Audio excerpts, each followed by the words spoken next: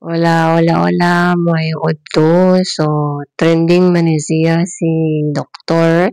Okay ba sa nga niya ang kabutang na taga-tagig siya yung consultation kay 300 to 50. Ang mayor po na ko ni siya. Depende po sa doktor na siya kung unsay field niya bitaw. Kasi klase na mga uban niya gusto mo dato na mabayaran o magasto sa mga ginastos nila sila pag-eskwela po depende po sa tao depende po sa iyang kakayahan di ba kung mayo noon nga kung nga na yung rate so nindot wa po kay baon sa iyang field wa po yung gingon sa field kung doctor practitioner siya di basin po gamay ram po diya ang gustong i-consult unless kung kamao jud siya wa mo po ko kasuway niya so kung nakasuway na mo di mailahan man gud nimo kung kamao ang isa ka doktor magbalik-balik man jud kaniya hindi gani means di ka kamao jud bisa pag nag-eskwela ka bisa ka pila ba daghan man gud mga field na medicine ka sa doktor cardio urologist anesthesiologist internal ano pa ba sa daghan kaayo toxicology ingon akong medicine no internal external external ano pa nga na o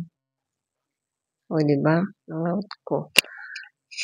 so depende na sa field po na isa kung mahal ng consultation pero piliin po na to kung kamao ba og dili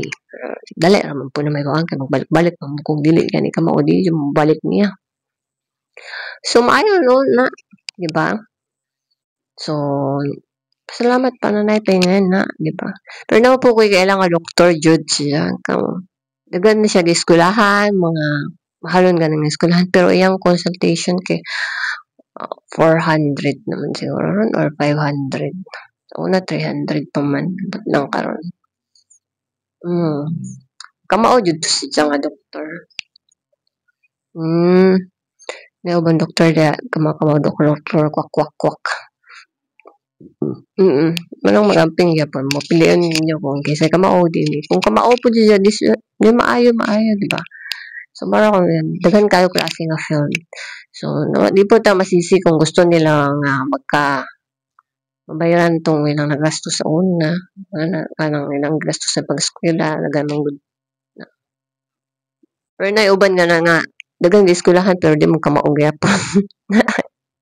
kay nga nga doktor so magamping lang po para ako kasulti okay bye